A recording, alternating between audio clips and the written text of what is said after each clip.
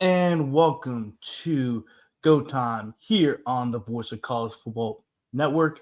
I'm your host, Grant Sashery, one of two co hosts here on LSU at the Voice of College Football Network.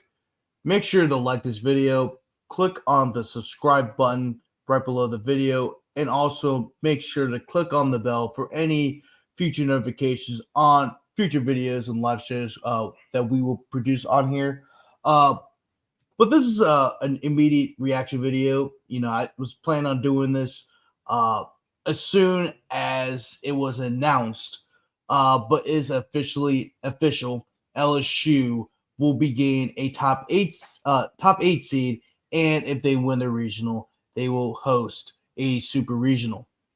LSU got the number 6 overall seed, and that effectively means that they will be hosting not only regional, but if they win the regional, they will host the super regional. And I'm not shocked, right? I know a lot of people were kind of concerned about the RPI because in the past few years, the seeding has been very RPI um, reliant. It's been reliant on the RPI. But I had a great feeling that LSU was going to get a top 8 seed just because the last 3 weeks they have been the consensus number one team. And the fact that they were the consensus number one team and they're they're in the top 8 in RPI for quite some time now. And they won 20 plus games in the SEC. It was hard for me to not see them have a top 8 seed just because of that. And also you have to factor in the money value as well. The NCAA, we all know, loves to make money. And if there's one place they know in the regionals that they're going to make money is in Baton Rouge. LSU has a 10,000 seat stadium. When the regionals come through, they're going to sell out. So they always know they're going to make money with LSU. And the same thing. And here's the thing: the same thing is for the College World Series. The city of Omaha hopes LSU gets in because when LSU makes it, they travel. They travel to Omaha in droves. There's a reason why they call Omaha Baton Rouge North. There's a reason for that because LSU fans always travel. When they did the Jello shot challenge they do every year, LSU had like 60 to 70,000 Jello shots. Like they made a lot in revenue at that one little bar. So that just shows you how much revenue that LSU brings, and not to the NCAA, but also to a city like Omaha who hosts the College World Series every single year. Like it was hard for me to see LSU not be a top 8 seed, just given all the factors that go into making the top 8. And there were some people that said, well, they were concerned about, not being a top 8 seed, like myself. I said that for a little while, but because the last few weeks they've been the number 1 team in the country and they've been in the top 8 consistently. There was really no need to worry. I know some people were worrying. Some of my colleagues were worried about it, but I really wasn't. I mean, I guess because the seedings have been very RPI reliant. But this year was a little bit different just because LSU has been the number 1 team in the country the last 3 weeks. And on top of that, they did what they needed to do. They won 21 SEC games. And they beat Arkansas and Tennessee in 2 out of 3 weeks. They also beat a very good Oklahoma team. They beat some very good teams across the board. And if you look at the top 8 seed, the top 16 seeds, I'm going to share this with you guys in a second.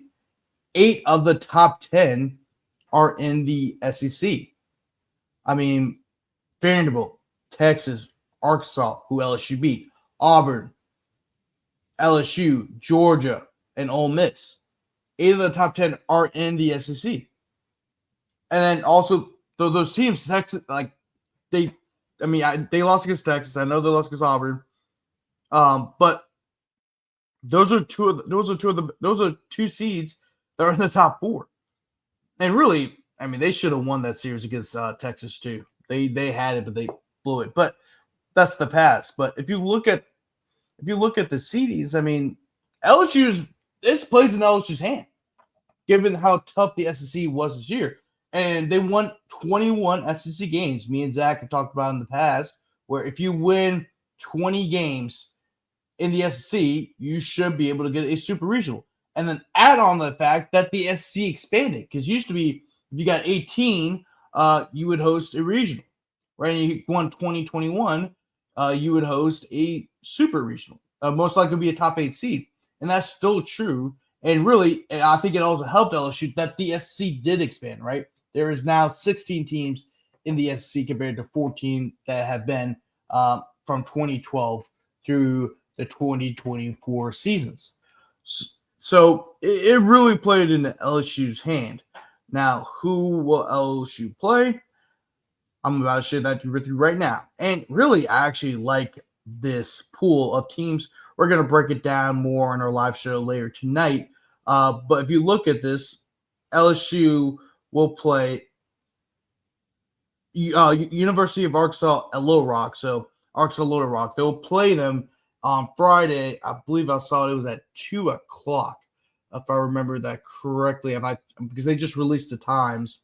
And they'll play them at 2 o'clock on Friday, and they'll play the winner of Rhode Island and Dallas Baptist. Now, Rhode Island, look, they have to be a solid enough team to be a number 3 seed, and also they made the tournament, so they have to be pretty good. But the team you need to watch out for is Dallas Baptist.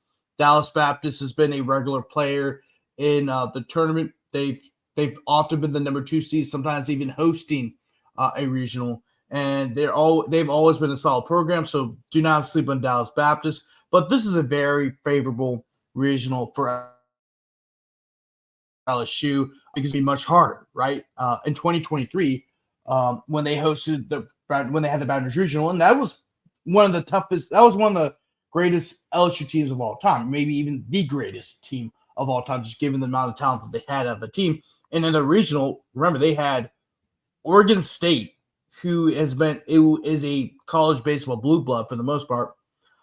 Then they also had Sam Houston State, another pretty tough team, who LSU actually did play earlier that year, and Sam Houston State gave us problems before LSU was able to pull away. And the weak link of that group was Tulane, as they only won 18 games and still made the tournament due to the fact that they won their conference tournament.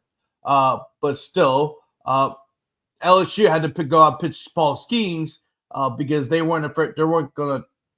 The reason why they pitched Paul Skeens in that game is because they wanted to save their bullpen, right? That was really the issue, and they actually let Paul pitch the whole entire game, and it actually worked out for LSU because they barely used their bullpen, and that was key in LSU's 2 wins over Oregon State, which are both really close games for LSU, especially game 2, where LSU came back from behind to win that game against Oregon State.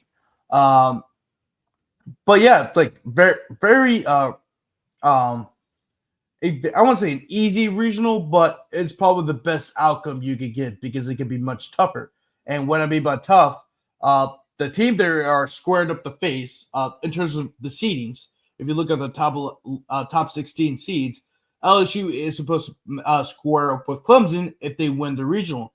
And Clemson, yes, Clemson is the number 1 seed in the regional. Of course, they're the host. They're the number 11 overall seed in this thing. But their regional is tough. If you look at their regional, they have now they will play South Carolina Upstate, and they should win that game. But if you look at the other teams that are in it, West Virginia and Kentucky, both those programs have been very solid in college baseball the last few years. Kentucky with the College World Series last year, and West Virginia has been a solid program for quite some time. So that's a really tough regional compared to LSU.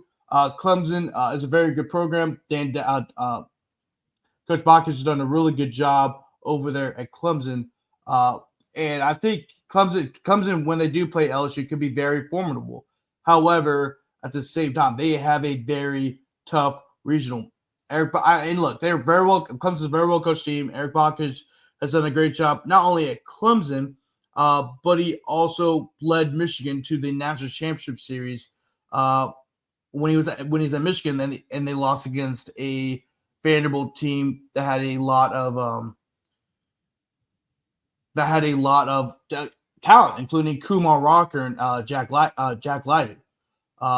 And they were just outmatched in that series. But once again, Eric Balk is a really good coach. As you mentioned, he's led a team to the College World Series before and went to the National Championship Series. But this is kind of like a death row when it comes to who you can face in your regional. So they actually have a much tougher regional than LSU. So you can say, well, LSU is supposed to play Clemson. I don't think that's necessarily the case. That's a very, very tough regional. And I wouldn't be shocked if Clemson didn't make it out of their regional. But with that being said, that is the initial reaction to the regional setups. LSU once again has the number 6 overall seed. They will host the regional and also the super regional if the Tigers are able to survive the regionals. But once again, I'm your host, Grant Sastre. Me and Zach will be here later tonight at 6 o'clock. Make sure to hop in and go Tigers.